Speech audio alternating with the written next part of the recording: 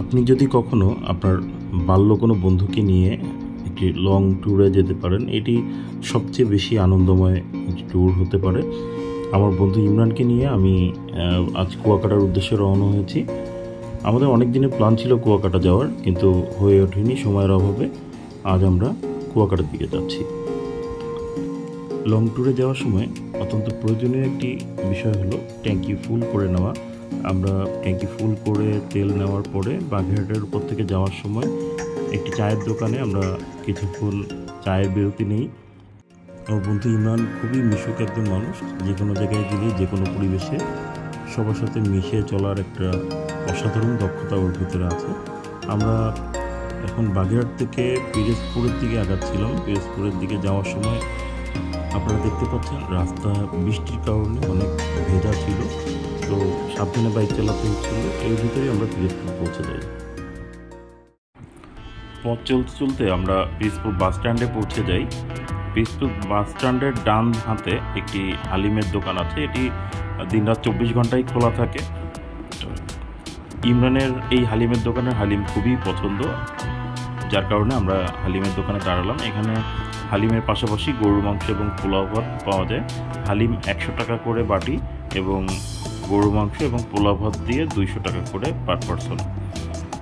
এছাড়াও এখানে খাঁটি গরুর দুধের চা পাওয়া যায়, তবে যাত্রাপথে দুধ চা না খাওয়াই আমাদের উচিত, কারণ কারো কারো দুধ চায় গ্যাসের সমস্যা হতে পারে।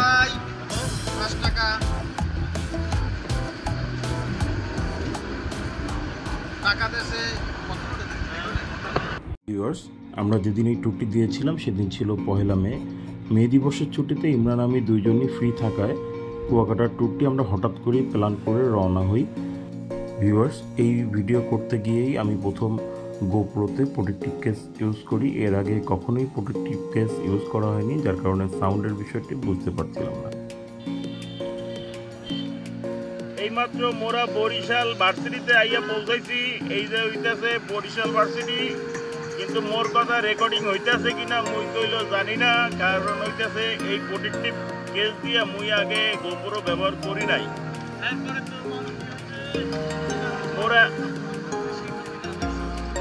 মোরা এমন একটু চা বিস্কুট খামু, খাইয়া এরপর আবার রওনা দিমু। হাই দিয়েছে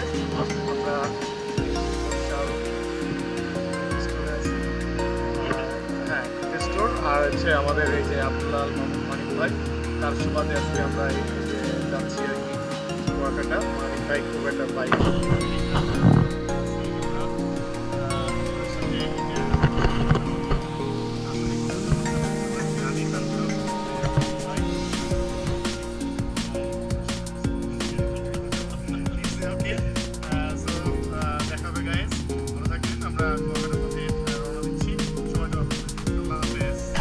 বন্ধুদের আড্ডায় আমরা যেভাবে মজা করে কথা বলি, এই ট্যুরের দিতেও আমরা তেমনি করে মজা করছিলাম।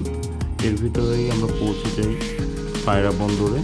পায়রা বন্দরের এখানে আমরা কিছুক্ষণ দাঁড়াই, এরপরে আবার রওনা হই এবং মহিপুর ব্রিজ যখন আসে চারিপাশে ট্রলারের আলো দেখে আমরা এখানটাতে আবার দাঁড়াই। মহিপুর ব্রিজে পৌঁছে যাওয়ার পর আমাদের মনে হয় যে আমরা কুয়াকাটার খুব কাছে পৌঁছে গেছি। এটি তার আনন্দের বহিঃপ্রকাশ। আমরা হচ্ছে মহিপুর ব্রিজে। মহিপুর ব্রিজ এখানে হচ্ছে মূলত সাগরের যে নৌকাগুলো ইলিশ মাছ ধরতে যায় বা অন্যান্য মাছ ধরতে যায়, আপনারা দেখতে পাচ্ছেন এখানে সেই নৌকাগুলি এখানে এসে ঘাট। এটা কিন্তু বলতে হবে না ওই সময়। এবং এখানে কি মাছের পাইকারি বাজার আছে। আচ্ছা, মূলত সারা দেশে এই কুয়াকাটা থেকে যে ইলিশ মাছগুলি এই বাজার থেকেই আমরা মাছগুলি পাই। আর সাধারণ যারা এখানের সাধারণ মানুষ আছেন তারাও এখান থেকে মূলত পাইকারি মাছ সংগ্রহ করে থাকি। এবং আমরা কুয়াকাটা সি বিচে যে মাছের বারবিকিউ বা ফ্রাই আমরা খেয়ে থাকি, সেই মাছগুলি এই মহিপুর থেকেই প্রতিনিয়ত সাপ্লাই দেওয়া হয়। তো আমরা যাবো এখন কুয়াকাটা সি বিচের কাছাকাছি আমরা আছি। আমরা কুয়াকাটা সি বিচের দিকে যাবো। ইতিমধ্যে আমরা কুয়াকাটা 4 রাস্তার মোড়ে পৌঁছে যাই। এখন আমরা বিচের দিকে যাচ্ছি। অবশেষে আমাদের গন্তব্যের একবারে শেষ পর্যায়ে আমরা।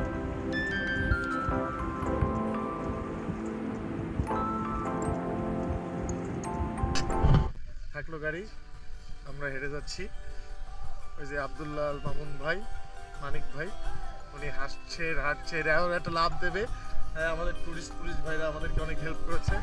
আমরা অনেক দূর থেকে এসেছি, তারা আমাদের বাইকটা নিরাপদে রাখার জন্য আমাদের হেল্প করছে, জন্য তাদেরকে ধন্যবাদ জানাই। কুয়াকাটায় এসে ফিশ বারবিকিউ খাওয়া মানেই হচ্ছে ইসমাইল ভাইয়ের ফিশ বারবিকিউর দোকানে আসা এবং সেখান থেকে বারবিকিউ খাওয়া। কুয়াকাটার বেস্ট বারবিকিউ। আপনারা যদি এর উপর আমাদের ফেসবুকে একটি ভিডিও আছে, আপনারা দেখতে চাইলে নিচের ডেসক্রিপশন বক্সে আমরা লিঙ্ক দিয়ে দিচ্ছি। আপনারা চাইলে ওখান থেকে এর উপর একটু বিস্তারিত ব্লগ আছে, এটা দেখতে পারেন। তো আমরা মাছের অর্ডার দিয়ে আমরা মার্কেটটি ঘুরে দেখার জন্য সামনে এগিয়ে গেলাম। এর কিছুক্ষণের ভিতরেই মাছ রেডি হয়ে যায়, প্রায় 30 মিনিট সময় লাগে রেডি হতে।